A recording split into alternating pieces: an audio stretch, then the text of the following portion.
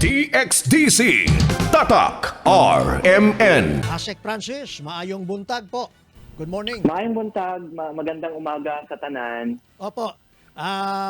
Lately po, Asek, ay obviously nasa headlines po ang DepEd natin because of the complaint by ACT Teachers Party List Organization na red tagging po daw yung pag-identify natin ng mga ACT teachers members po. Ano po ang rationale nito, Asek Francis? Yung listahan. Yung ating inisyu na memorandum tungkol sa pagkuha ng mga pangalan or listahan ng mga miyembro na nag-a-avail ng ating APDS. Yun yung purpose ng ating memorandum at hindi ito red tagging or profiling na gaya ng reaksyon ng ating mga nasa miyembro ng mga organisasyon, no? Ito ay in connection lamang sa ating pag-a-update ng ating automatic payroll deduction system. Kaakibat na nga yan yung pag-improve ng ating human resource information system sa loob ng kagawaran. Oo. But hindi lang po at teachers organization members ang hininga natin, but all teachers po. Tama ba? Teachers, organizations, including non-teaching organizations. So meron tayo dyan yung TDC, DTU, NEU, including PPSPA na nag-a-avail ng ating APDS. Okay. Have we officially, formally responded to their complaint, Asek Francis? Yung nakapag-issue na tayo ng official statement, no? Nakapag-issue ng department ng official statement hinggil dyan. Last week nakapag-issue na tayo at kung ang mga in answer to their complaints, wala pa naman tayo natatanggap na formal complaints galing sa anumang organisasyon. At kung umabot man tayo dyan sa magkaroon ng mga formal complaints sa mga kinauukulan, then kung required tayo magbigay ng ating sagot, then sasagot po tayo. Opo. Isa pang punto, nagreklamo po ang militant bloc sa appointment ng mga retired military officers. For example, retired General Nolasco Mempin. Diyan po sa DepEd. Ano hong take response ng DepEd po?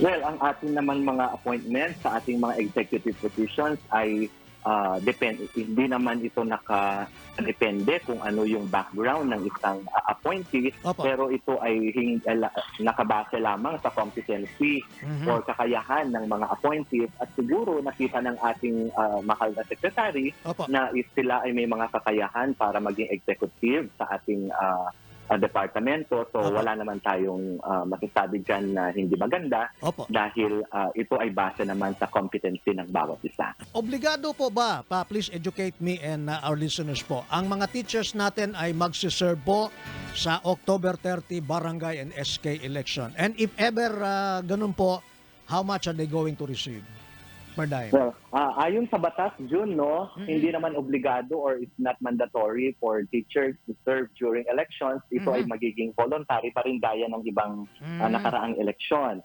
As to the amount that they are going to receive in relation to their serving the election, pina-finalize pa yan ng COMELEC para makita kung ano talaga yung tama at akmang honorarium para sa mag-serve during the election. Pero so wala pa tayong na-set na exact amount or final amount na marireceive nila. Pero strictly, it's voluntary pa rin sa mga teachers. Okay. But by custom and tradition, wala po naman sigurong teacher na nagre-refuse po, no? Asek, tama ba? Oo. Maliban na lang kung yung teacher ay may sakit or meron siyang kamag-anak who is running for a certain post during the election. Yun lang naman yung mga hindi pwede mag-serve. Okay. Any other marching order, advisories, or announcements po coming from your end and from VP Secretary Inday Sara Duterte po? Well, sa end ng department, no, mag-e-end na yung ating school year sa July 7 at yung ating mga closing or year-end exercises will happen from July 7 up to July 14. At tayo rin ay naghahanda na para sa mangyayaring national learning camp na gaganapin during the break.